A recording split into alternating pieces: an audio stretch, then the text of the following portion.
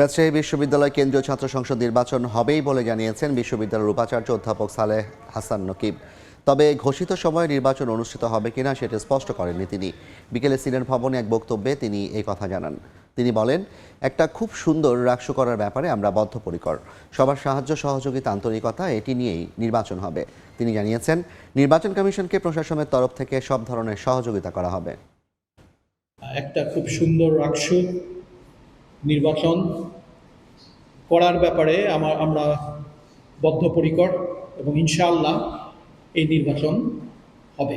ইলেকশনের ব্যাপারে আমাদের একটা কমিটমেন্ট আছে এবং সেই কমিটমেন্ট থেকে আমরা এক পাও পিছাই। যে নির্বাচন কমিশন এবং প্রশাসনের যে সিদ্ধান্ত হবে সেই সিদ্ধান্ত অক্ষরে অক্ষরে পালন করতে হবে। এই মুহূর্তে রাজশাহী বিশ্ববিদ্যালয় ক্যাম্পাসে আছেন রিপোর্টার সাইফুর রহমান রকি। সরাসরি যাচ্ছি তার কাছে। রকি, রাজশাহী বিশ্ববিদ্যালয়ের শিক্ষক কর্মকর্তা কর্মচারীরা কমপ্লিট শাটডাউন কর্মসূচি তারা পালন করছে। এই কারণে আসলে ক্লাস পরীক্ষা থেকে একাডেমিক সকল কার্যক্রম কিন্তু সকাল থেকেই বন্ধ হচ্ছে। আপনারা জানেন যে গতকালকে একদিনের জন্য কর্মবিরতি ডাক দিয়েছিলেন এবং এখানে আসলে মেনলি তারা দুটি দাবি তুলে ধরেছিলেন। তাদের পোষ্য কোটা পুনর্বহাল করা, পাশাপাশি গত 20 সেপ্টেম্বর যে তাদের উপাচার্য সহ প্রক্টোরিয়াল বডির যারা সদস্য ছিল তাদেরকে যে লাঞ্ছিত করা হয়েছে, এই ঘটনার সাথে যারা জড়িত তাদের আসলে শাস্তির দাবি জানিয়েছেন।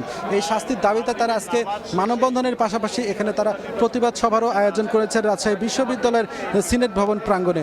সব মিলিয়ে কিন্তু আমরা পরবর্তীতে দেখেছি এর পরপরই যেহেতু বিশ্ববিদ্যালয়ের সকল কার্যক্রম বন্ধ আছে, শিক্ষা কার্যক্রম, সেই জন্য কিন্তু অনেক শিক্ষার্থী বাড়ি চলে গেছেন এমনটা দাবি করে 4টি প্যানেলের আসলে যারা প্রার্থী রয়েছেন, পাশাপাশি স্বতন্ত্র প্রার্থী যারা রয়েছেন, তারা কিন্তু দাবি জানিয়েছেন এই নির্বাচন অংশগ্রহণমূলক হবে না, সেই জন্য এই নির্বাচন আসলে পেছানোর দাবি তারা জানিয়েছেন। পাশাপাশি ছাত্রদল সমর্থিত যে ভিপি প্রার্থী শেখ নুরুদ্দিন আবির, তিনিও কিন্তু নির্বাচন পেছানোর দাবি জানিয়েছেন। তবে ভিন্ন কথা বলেছেন শিবির সমর্থিত জিএস প্রার্থী ফাহিম রেজা। তিনি কিন্তু বলেছেন নির্বাচন বানচালের ষড়যন্ত্র করা হচ্ছে, এই নির্বাচন বানচাল যেন ষড়যন্ত্র থেকে সরে আসে, যেন 25 সেপ্টেম্বরে নির্বাচন দেওয়া হয়, এই দাবি কিন্তু ছাত্র শিবির সমর্থিত প্যানেল থেকে করা হয়েছে।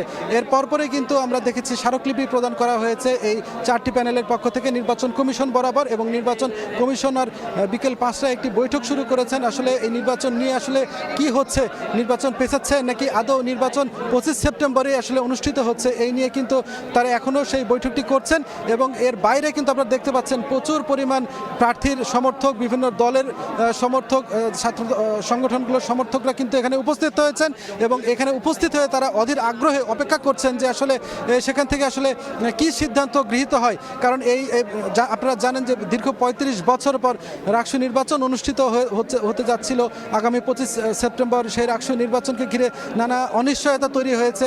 শিক্ষার্থীদের মধ্য থেকেও অনেকে কিন্তু এরই মধ্যে বাসা বাড়িতে কিন্তু চলে গেছেন। সামনে দুর্গাপূজাকে ঘিরে কিন্তু এক ধরনের কিন্তু অনিশ্চয়তা ছিলই। পাশাপাশি এই যে শিক্ষক কর্মকর্তা কর্মচারীরা যে শাটডাউনের ডাক দিয়েছেন অনির্দিষ্টকালের জন্য, এই অনির্দিষ্টকালের এই শাটডাউনের ডাক দেওয়ার ফলে আরও অনিশ্চয়তা কিন্তু বেশি করে আরও যেন ঘিরে ধরেছে এই রাকসু নির্বাচনকে ঘিরে। এই জন্য আর কিছুক্ষণ পরে হয়তো এই নির্বাচনের যারা সংশ্লিষ্ট কর্মকর্তারা আছেন তারা যখন ব্রিফিং করবেন এসে, তখন ফাইনালি আসলে জানানো যাবে যে নির্বাচনের ডেট পরিবর্তন হলো কি হলো না। তো এই ছিল আমার কাছে রাজশাহী বিশ্ববিদ্যালয়ের যে রাকসু কোষাধ্যক্ষ ভবনের সামনে থেকে সর্বশেষ। সরাসরি যুক্ত ছিলাম রাজশাহী বিশ্ববিদ্যালয় থেকে।